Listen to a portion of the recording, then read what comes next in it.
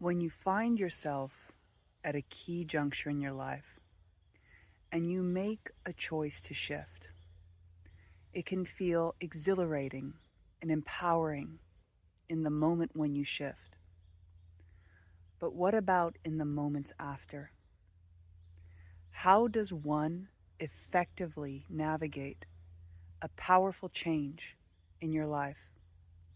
Whether it's in your career, your relationships, the way you live, even the way you think and act.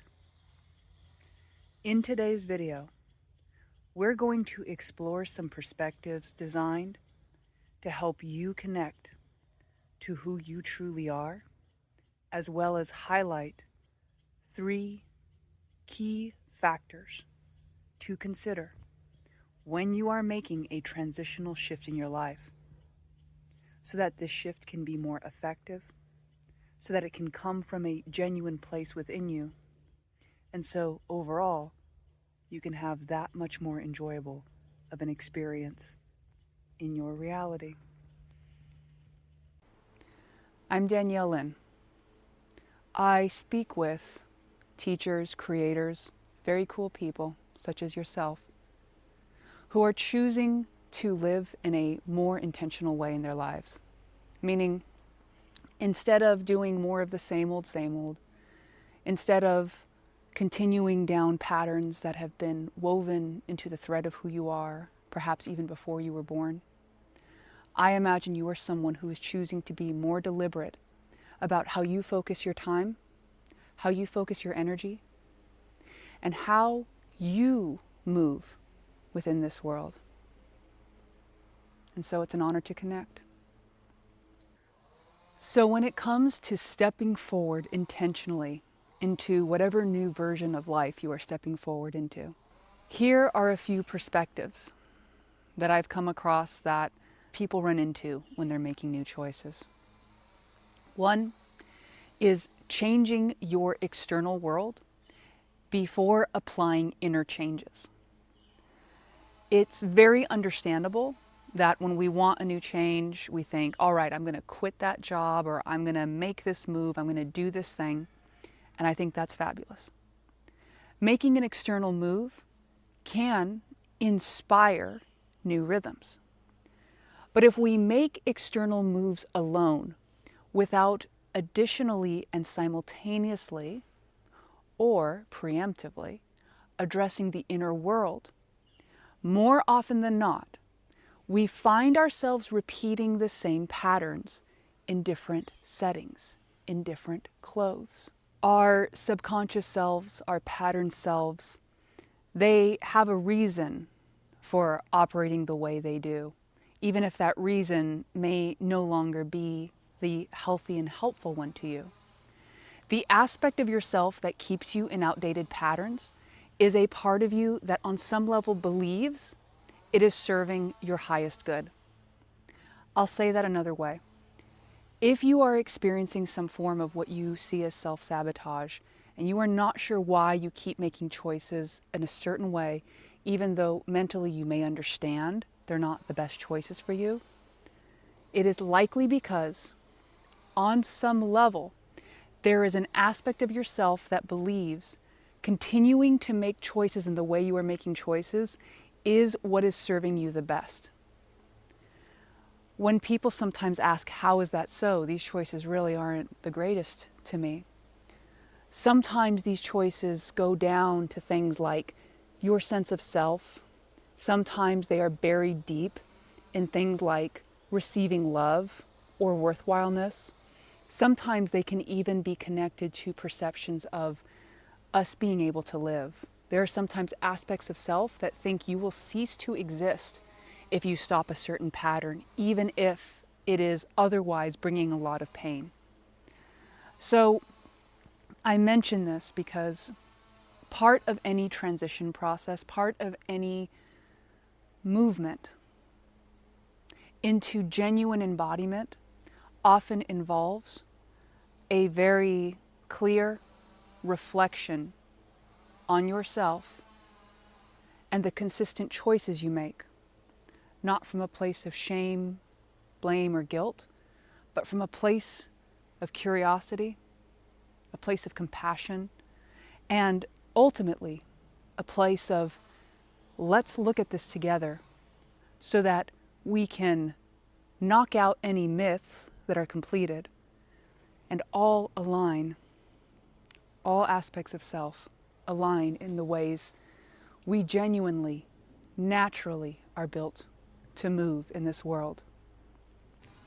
And this brings us to common misconception number 2, which is the way things have been is the way they are going to be. This perspective comes from having momentum around certain beliefs or certain experiences. People sometimes see it's always been this way, so they perceive, well, then it will always be this way. Many times, this comes from having unexamined beliefs around the way things can work. I will offer the perspective that just because one thing can work a certain way, we're not judging it, we're not saying it's a better or worse way, just because things can work a certain way doesn't inherently exclude the possibility that it can be done, it can be experienced in multiple other ways, shapes, or forms.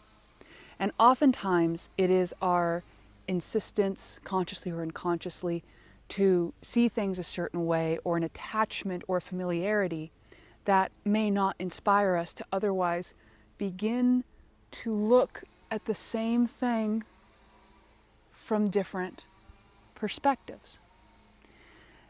Because I have found in my life one of the most consistently easeful ways to shift is not to resist or push things away, but rather to approach them from a spirit of curiosity, from a spirit of looking at them without shame, blame, or guilt, so that I can see what I haven't seen before. And in this way, sometimes things that I have done a million times before will reveal to me a completely new way. Perhaps a way that I find more enjoyable. Perhaps a way that I find more efficient, effective, delightful. Allowing ourselves curiosity, allowing ourselves the humility to consider perhaps there's an even more delightful way that this can be, opens up the possibilities of what you might experience in your world and in your life. To apply this to something very, let's say, common, would be ways that you can receive money or income, ways that you can approach health, ways that you can approach love. We may have preconceived notions on how hard or easy it is for us to do certain things under certain circumstances. I offer you the perspective that we don't know what we don't know, what we don't know.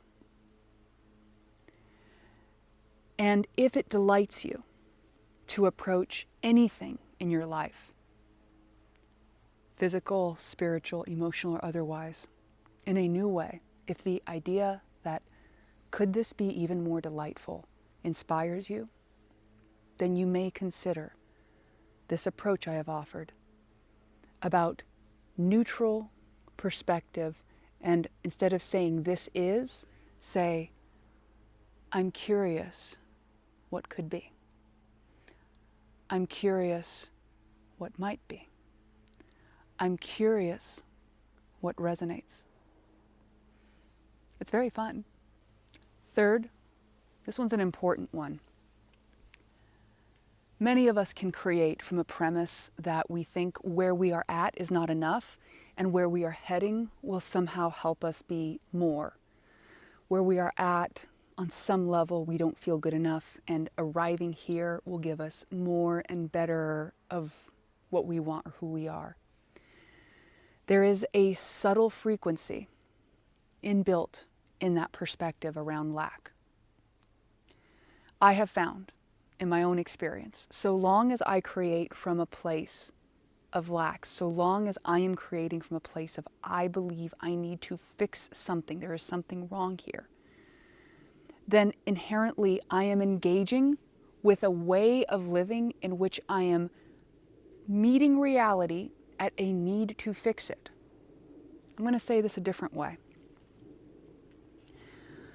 When we engage in a relationship with someone else from the premise that we think we need them to feel less lonely, we unconsciously may place on that other person the responsibility of, it is your responsibility to help me not feel lonely. The perceived challenge with assigning that to anyone is now you have outsourced your ability to feel grounded in yourself to something outside of yourself. And then for today, the last one I'll cover here is attachment to a specific outcome. I understand this can be an interesting one for people to contemplate. Here is my experience. Attachment to a specific outcome is more often than not a mental image with very specific parameters of how things should look. In my own life, in my own reality, I have freed the shoulds, meaning they are no longer of use in my space. And the key reason for that is I am no longer of the perspective that anything should be one way or another. It just simply is what it is. And then I have discernment in which I choose whether things are yes or no for me. The should brings in an assumed judgment. The should contains within it a hidden statement that says, there was a better way for this to be. There was a way for this to be, and it is not being that because it should be this. My experience is denial of reality often disengages us from being in the present moment and accessing the possibilities of the present moment. So I don't currently choose it. If that's something you want to experiment with, which is to say, if you want to experiment with what it might feel like to no longer engage shoulds, but instead to engage the playfulness of deliberate discernment, then what you might find is more decisiveness, less of a need to be upset at what you experience in reality. And you may also find yourself more naturally moving with what does show up while continuing to focus on what you choose. Because here's the interesting thing. By releasing expectation to outcome, while simultaneously going all in, moment to moment, with your choice, with the choice you discerned, allows you to paradoxically navigate what comes up in reality without getting stuck at any perceived challenge. What this does from my experience is, as an example, if people talk about wanting a certain amount of wealth or something, most of the time what I am hearing them say is, I want to do what I want, when I want, how I want, with whom I want. Most of the time, most people who are wanting this. And so, what if there was an even more effective way of activating that, do what I want, when I want, how I want, whatever, that doesn't involve your initial thought of how that should look? This is what I'm describing. You can still go for the essence of what it is that you think this desire represents. You can go for the essence when you get to the core essence. And you know it's a core essence because you feel calm and grounded by it. You feel a certain level of certainty. When they talk to founders of certain companies and businesses that have a vision, and this vision is grounded in something deeper than the perceived gain or loss of a business or the perceived way life has to show up. This is oftentimes a representation of someone who is keyed in to the energetic outcome of what they are going for. In this way, when you key in to the energetic outcome